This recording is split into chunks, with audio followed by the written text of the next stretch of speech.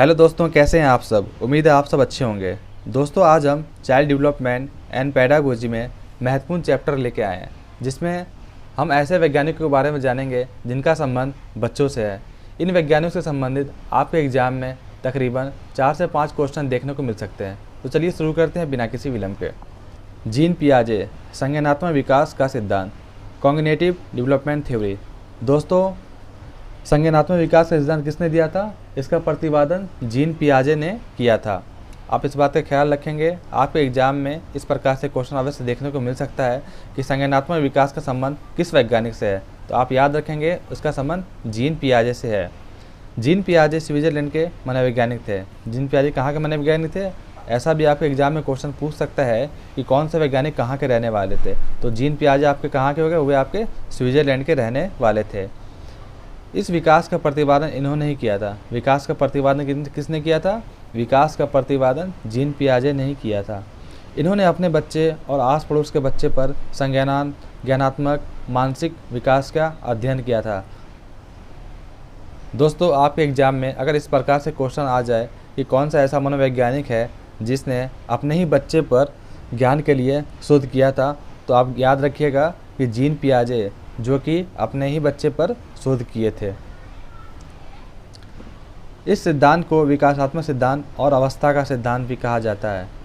बच्चे सक्रिय ज्ञान निर्माता तथा नन्हे वैज्ञानिक हैं जो संसार के बारे में अपने सिद्धांतों की रचना करते हैं। दोस्तों, आपके एग्जाम में ये क्वेश्चन भी देखने को मिल सकता है कि किस वैज्ञानिक ने कहा है कि बच्चे नन्हे वैज्ञानिक है। तो आप इस बात का ख्याल रखेंगे, जीन पियाजे की परिभाषा में दिया गया है कि बच्चे क्या है? नन्हे वैज्ञानिक है और वे सक्रिय ज्ञान के निर्माता हैं। समायोजन एकोमोडेशन, पूर्व ज्ञान में परिवर्तन करके वातावरण के साथ तालमेल बिठाना समायोजन कहलाता है। दोस्तों, बच्चों में जो पहले से ज्ञान था, उस ज्ञान के साथ उन्होंने बदलाव करके जो नया ज्ञान बनाते हैं, उसे क्या बोलते हैं? उसे हम एकोमोडेशन, समायोजन के नाम से जानते हैं। संतुलन इक्विबरेशन, इसके द्वारा बच्चा आत्मसातकरण और समायोजन की प्रक्रिया के बीच संतुलन कायम करता है। स्कीम्स, किसी काम को करने के अलग 2 तरीके होते हैं। एग्जाम्पल, जब बच्चे को भूख लगती है तो वह रोता है क्योंकि उसे पता है रोने से दूध मिलेगा। दोस्तों, आपके घर में अगर छोटा बच्चा है तो उसे आपने गौर किया होगा, जब उसे रोते हुए हम देखते हैं तो हम कहते हैं वो बच्चा भूखा है, उसे दूध चाहिए। या फिर ज़्यादा रोता है तो हम समझ जाते हैं कि उसे किसी चीज़ की तकलीफ़ है या उसे किसी अंग में दर्द हो रहा है। स्कीमा, शरीर के द्वारा की जाने वाली क्रियाएं, एक्टिविटीज़ जो माइंड से जुड़ी रहती हैं। एग्जाम्पल, जैसे छोटा बच्चा बॉल पकड़ता है, आइसक्रीम चूसता है। दोस्तों, ऐसी गतिविधियाँ जिसे बच्चा शरीर का इस्तेमाल करता है, अपने हाथों से चीज़ों को पकड़ता है, उसे हम क्या कहते हैं? उसे हम स्कीमा के नाम से जानते हैं। इसमें बच्चा खुद अपने हाथ पैर से एक्टिविटीज़ करता है। तो ये दोनों फ़र्क रह गया। स्कीम्स और स्कीमा में क्या फ़र्क है? स्कीम्स में बच्चा रोने से चीज़ों को, लोगों को समझाता है, और स्कीमा में क्या है? वो अपने हाथों या पैरों की गतिविधि से चीज़ों को करता है। पियाजे ने संज्ञानात्मक विकास की 4 अवस्थाएं बताई है। दोस्तों, हर वैज्ञानिक के द्वारा बच्चों की अवस्थाएं की अपनी अलग अलग तिथि हैं, परंतु जीन पियाजे द्वारा संज्ञानात्मक विकास की 4 अवस्थाएं बताई गई हैं।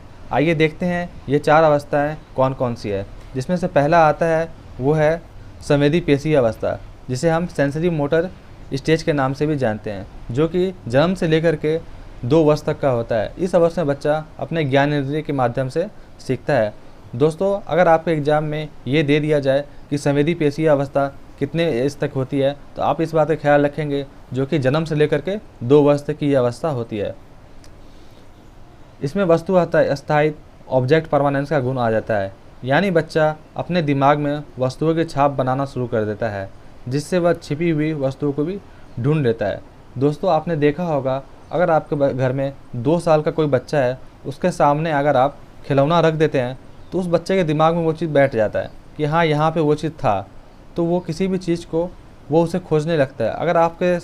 अगर आप उस बच्चे के सामने से उस चीज़ को छुपा देंगे तो फिर भी उसे एहसास होगा कि ये चीज़ पहले यहाँ पे था, जो कि अब नहीं है।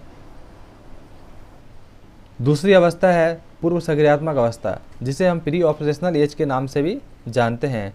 यह अवस्था 2 वर्ष से लेकर 7 वर्ष तक के बीच की होती है। यह क्रिया करने से पहले ही अवस्था है। इसमें बच्चा सामने आने वाली चीज़ों को देख पाएगा, समझ पाएगा।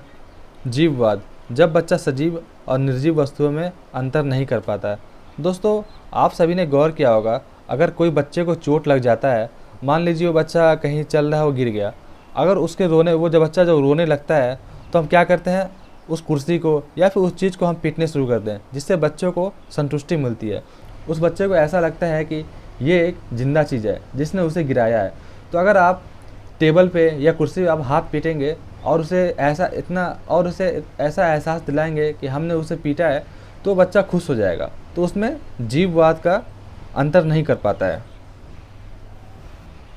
अहं केंद्रित ईगोसेंट्रिक, जब बच्चा यह सोचना शुरू कर देता है कि जो वो कर रहा है, सोच रहा है, वह सब ठीक है।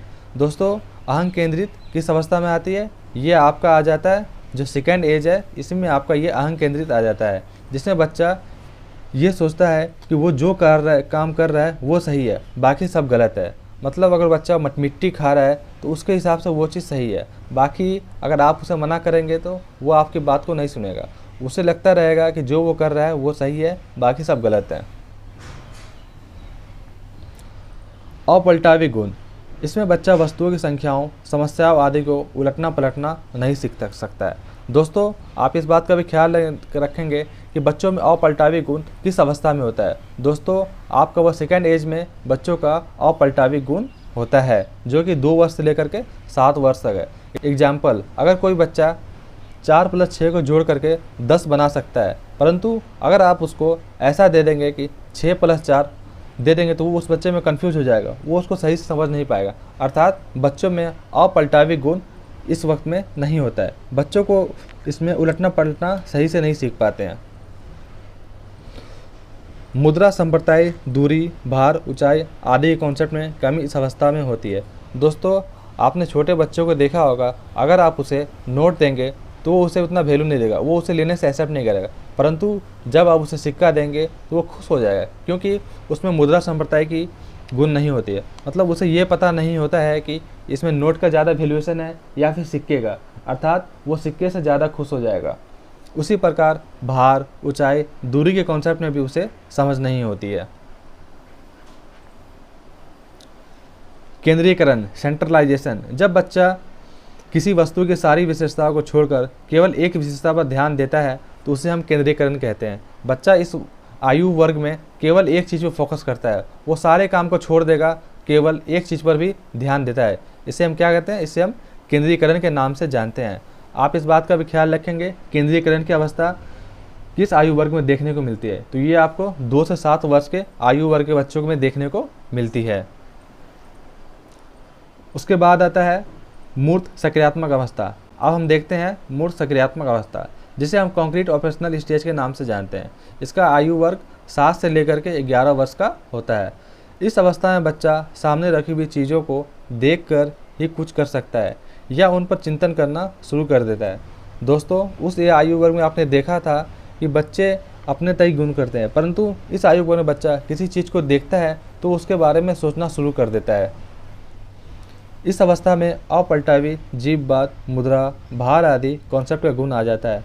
दोस्तों, आपने पहले देखा था जो कि 2 से लेकर के 7 वर्ष के बच्चे में अपलटावी गुण नहीं थे, मतलब कि वो 4 + 6 को 10 तो बना सकता है, परंतु 6 + 4 को वो 10 नहीं बना सकता है। मतलब उसमें अपलटावी गुण उस टाइम नहीं था, परंतु अब उसमें आ गया है।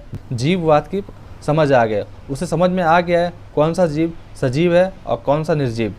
मुद्रा, अब उसको सिक्के से ज़्यादा नोट में दिलचस्पी होगी, क्योंकि उसे समझ में आ गया है कि इस नोट का इस सिक्के से ज़्यादा वैल्यूएशन है, अर्थात उसमें मुद्रा का भी ज्ञान आ चुका है। भार आदि कॉन्सेप्ट को भी वो गुण को समझ जाता है, मतलब कि कौन सा वो चीज़ कितना भारी है और कौन सा हल्का, ये भी वो इस कॉन्सेप्ट में समझ जाता है। इस आयु वर्ग के बच्चे इस चीज़ को अच्छे से समझ सकते हैं। आगमनात्मक रखना, इंडक्टिव रीजनिंग, यह भी इस अवस्था में आते हैं, यानी जब बच्चा उदाहरण के ऊपर आधारित होकर तर्क करने लगता है। दोस्तों, इस आयु वर्ग में आप बच्चों के समक्ष अगर किसी चीज़ का उदाहरण दे देंगे तो बच्चे उस पर सोच विचार करना शुरू कर देते हैं।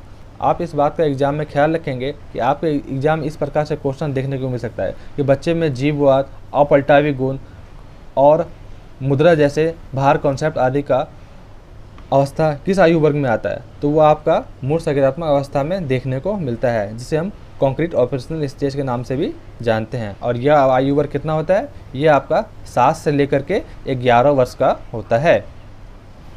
औपचारिक संज्ञानात्मक अवस्था जो कि 11 वर्ष से लेकर के 15 वर्ष तक का होता है, जिसे हम फॉर्मल ऑपरेशनल स्टेज के नाम से भी जानते हैं। यह संज्ञान की सर्वोच्च अवस्था है। आप इस बात का ख्याल रखेंगे, जीन पियाजे के आधार पर औपचारिक संज्ञानात्मक अवस्था जो है संज्ञानात्मक विकास की सबसे उच्च और सर्वोच्च अवस्था है। दोस्तों, प्रत्येक वैज्ञानिक के हिसाब से उनका आयु वर्ग अलग अलग हो सकता है, तो आप सबके आयु वर्ग को एक बार अच्छे से ध्यान रखेंगे।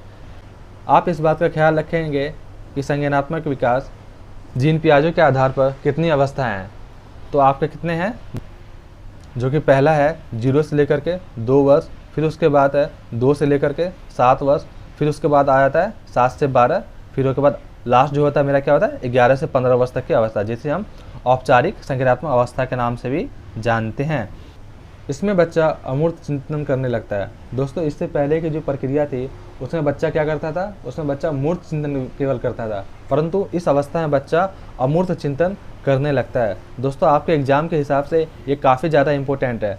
आपके एग्जाम में हमेशा ये इस प्रकार से क्वेश्चन देखने को मिल सकता है, कौन सी अवस्था में बच्चा अमूर्त प्रकार का चिंतन करता है और कौन सी अवस्था में बच्चा मूर्त प्रकार के चिंतन करता है।